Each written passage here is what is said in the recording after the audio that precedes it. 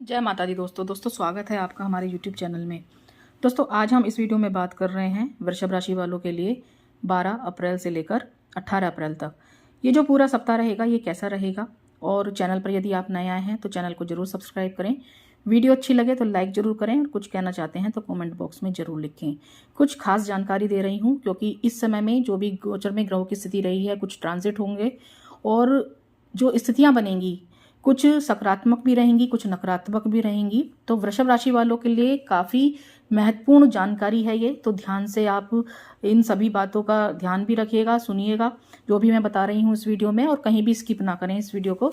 जो भी मैं इस वीडियो में जानकारी आपको दे रही हूँ वो आप थोड़ा सा ध्यान रखिएगा और सावधानी से अपने कार्य को कीजिएगा इस पूरे सप्ताह में। दोस्तों वीडियो में उपाय भी बताऊंगी मैं आपको, जो उपाय करने चाहिए आपको इस समय में, इस सप्ताह में वृषभ राशि वालों के लिए, ताकि परेशानियां दूर हों।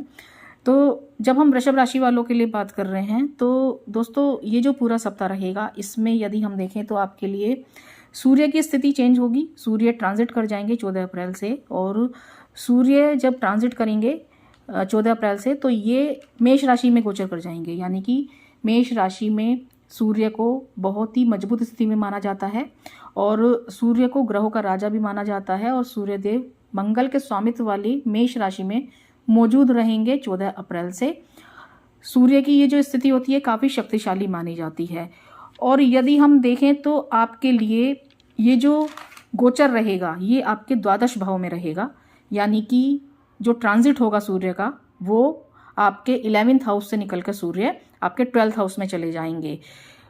यदि हम 11th हाउस में आपके देखें कुंडली के हिसाब से तो वृषभ राशि वालों के लिए जो बुध की स्थिति है, बुध आपके लिए इस समय में वक्र अवस्था में चल रहे हैं, और शुक्र की स्थिति मजबूत रहेगी। शुक्र क्योंकि मीन राशि में गोचर कर रहे हैं, उच्च राशि में है, लेकिन बुध की स्थिति देखें तो वक्र अवस्था में चल रहे हैं, तो थोड़ा सा यहाँ ध्यान रखना होगा। और जब सूर्य बुध के साथ युति करते हैं तो बुध के यदि नकारात्मक प्रभाव भी जो भी रहते हैं वो दूर हो जाते हैं जब भी सूर्य युति करते हैं बुध के साथ।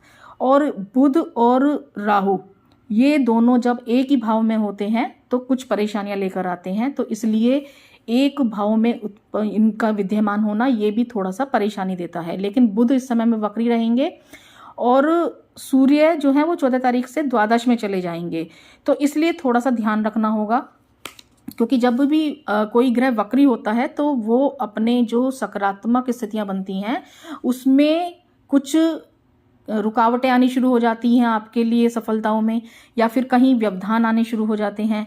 वक्र अवस्था में जब भी कोई ग्रह चलता है तो कुछ ना कुछ एक नकारात्मकता लेकर आता है, तो इसलिए जरूर ध्यान रखना चाहिए। क्योंकि यदि हम बुध को देखें तो वृषभ राशि वालों के लिए आपके जो धन स्थान होता है, जिसे हम धन के लिए, कुटुंब के लिए भाव को देखते हैं, और जो पंचम भाव है आपका, जिसे हम आपकी लव लाइफ के लिए देखते हैं, एजुकेशन के लिए देखते हैं, विद्यार्थियों के लिए देखा जाता है, आपके बच्चों के लिए देखा जाता है, तो उसके स्वामी ग्रह भी बुध ही हैं।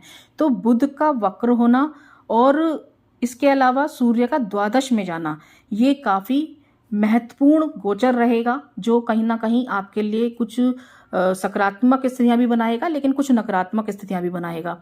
तो ध्यान देने वाली बात यह रहेगी कि इस समय में यदि हम देखें तो बुध की स्थिति और आपके लिए शुक्र की स्थिति, क्योंकि जो शुक्र हैं आपके ये स्वामी ग्रह हैं वृषभ राशि वालों के लिए, और ये जो हरा रंग होता है, बुध का जो हरा रंग होता है, ये हम देखें तो एक तरीके से गुरु का जो पीला रंग होता है प्लस शुक्र का जो नीला रंग होता है, उसको यदि हम कंबाइन करें तो ये मिलता है हरियाली के रूप में, बुध के हरे रंग के रूप में।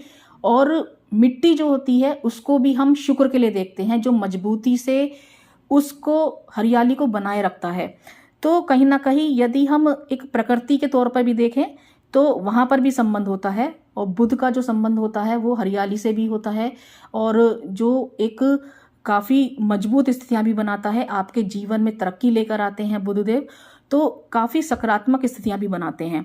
और वृषभ राशि वालों के लिए क्योंकि आपके स्वामी ग्रह जो हैं शुक्र हैं, और आपके लिए देखा जाए तो कुंडली में जो मैंने कहा कि धन स्थान के लिए और आपके लिए पंचम भाव जो कि बहुत ज़्यादा महत्वपूर्ण होता है कुंडली के लिए, वहाँ पर बुध का होना और बुध का स्वामी ग्रह होना ये जो है आपके लिए काफ़ी महत्वपूर्ण है इस भाव में जब बुध होते हैं, यानी कि इस भाव के जो स्वामी ग्रह बुध हैं जब वक्र अवस्था में चल रहे हैं, तो बहुत ज़्यादा महत्वपूर्ण हो जाता है जानना कि किस तरीके की स्थितियां रहेंगी। द्वादश भाव में यदि हम देखें तो द्वादश भाव को खर्चों के लिए देखा जाता है। आपके लिए यदि हम एक दंड भाव, विदेश यात्राओं के लिए, विदेशों से आमदनी के लिए आपको कितना फायदा हो रहा है, कितना आपको नुकसान हो रहा है, इसका भी जो विश्लेषण करते हैं हम, वो द्वादश भाव से करते हैं, यानी कि 12th हाउस से। तो इस समय में आपके लिए कैसे खर्चे आपके अधिक होंगे या कम होंगे, कहाँ कहाँ आपका व्यय होगा, किस तरीके की आर्थिक स्थिति रहेगी, इन सब का संकेत भी द्वादश भाव से ही होता है। कर्जों के लिए, हानि के लिए, चोरी के लिए, इन सब के लिए भी यदि हम देखें तो द्वादश भाव बताता है आप कितने कंजूस हैं या आप कितना फिजूल खर्च करते हैं। तो ये सब चीज़ें भी द्वादश भाव से देखते हैं। और आपके लिए यदि हम इस समय में देखें तो द्वादश भाव में सूर्य का जाना, क्योंकि सूर्य उच्च राशि में तो विद्यमान रहेंगे लेकिन द्वादश भाव में रहेंगे, और सूर्य की जो स्थिति रहेगी ये तो मजबूत रहेगी, क्योंकि सूर्य मेष राशि में उच्च के माने जाते हैं, तो काफ़ी शक्तिशाली तो होते हैं, लेकिन बुध वक्री हैं। तो इसलिए थोड़ा सा जो पार्टनरशिप में लोग काम करते हैं उनको ध्यान रखना है। और जब कुछ नकारात्मक प्रभाव बुध देते हैं तो स्मरण शक्ति, डिसीजन पावर, यानी कि सही तरीके से डिसीजन ना लेना, अपने कार्यों पर ध्यान ना देना, और आपको चीज़ें याद ना रहना, इस तरीके की स्थितियां उत्पन्न होती हैं। सिर दर्द की परेशानी उत्पन्न होती है, जो आपकी स्मरण शक्ति होती है वो कमज़ोर हो जाती है। तो ये सब चीज़ें थोड़ा सा आपको ध्यान रखनी होंगी इस पूरे सप्ताह में। और जब तक बुध वक्र अवस्था में रहेंगे तो थोड़ा सा ये आपको ध्यान रखना होगा। लेकिन जैसे मैंने कहा है कि जब सूर्य के साथ युति करते हैं बुध, तो ये जो बुध का कोई भी नकारात्मक प्रभाव होता है तो वो सूर्य के साथ युति करने पर नष्ट हो जाता है। लेकिन अभी जब हम देखें तो इस पूरे सप्ताह की यदि हम बात करें तो आपके लिए ये जो पूरा सप्ताह रहेगा इसमें 12 और 13 तारीख तो काफ़ी अनुकूल रहेंगी आपके लिए, और 14, 15, 16, 17, 18। एक तो पूरे सप्ताह आपको ये ध्यान रखना होगा कि आप उत्तर दिशा की तरफ जितना कम हो वहाँ पर कम जाएं, उधर की तरफ जाना आपके लिए अच्छा नहीं रहेगा। तो इसलिए कोशिश कीजिएगा इस पूरे सप्ताह में कि जितनी आपके लिए यदि कोई ज़्यादा जरूरी कार्य ना हो तो उत्तर दिशा की तरफ जाने से बचें। इसके अलावा आप जो नेटवर्किंग के क्षेत्रों से जुड़े हुए हैं, अकाउंटेंट्स हैं, या फिर आप कोई किताबें वगैरह, यदि गणित बुद्धि के लिए देखा जाता है बुध को, तो ये जो कारोबार करते हैं, किसी का किताबों का काम होता है, और यदि आप कोई संत वगैरह हैं, कोई उपदेश वगैरह जैसे इस तरीके से होते हैं, जो संत वगैरह होते हैं, जो धर्म से जुड़े हुए हैं लोग, उनके लिए यहाँ जहाँ पर कम्युनिकेशन का जहाँ पर ज़्यादा यूज़ होता है, यानी कि जो आपकी जो कम्युनिकेशन स्किल होती है वहाँ पर भी वो काफ़ी प्रभाव डालते हैं जब बुध वक्री होते हैं। तो थोड़ा सा ध्यान रखिएगा विद्यार्थी वर्ग भी इस समय में। यदि आपकी कोई एग्ज़ाम वगैरह है तो ध्यान रखिएगा, नकल वगैरह, सट्टेबाजी, इन सब चीज़ों से थोड़ा सा बच के रहिएगा। जो लोग स्टॉक मार्केट में या सट्टे में ज़्यादा इंटरेस्टेड हैं, थोड़ा सा ध्यान रखिएगा। यदि आपकी पार्टनरशिप में कोई बिजनेस वगैरह करते हैं तो इस सप्ताह में ध्यान से आप धन का निवेश कीजिएगा, तो इन सब चीज़ों का काफ़ी प्रभाव रहेगा। तो ये थोड़ा सा ध्यान रखना चाहिए आपको। हालांकि जो सूर्य हैं मजबूत हैं, शुक्र मजबूत हैं, तो चीज़ों को संभालने में काफ़ी हद तक सहायक भी रहेंगे, लेकिन थोड़ा सा यदि आप ध्यान रखेंगे इन चीज़ों का तो आपके लिए काफ़ी फायदेमंद रहेगा।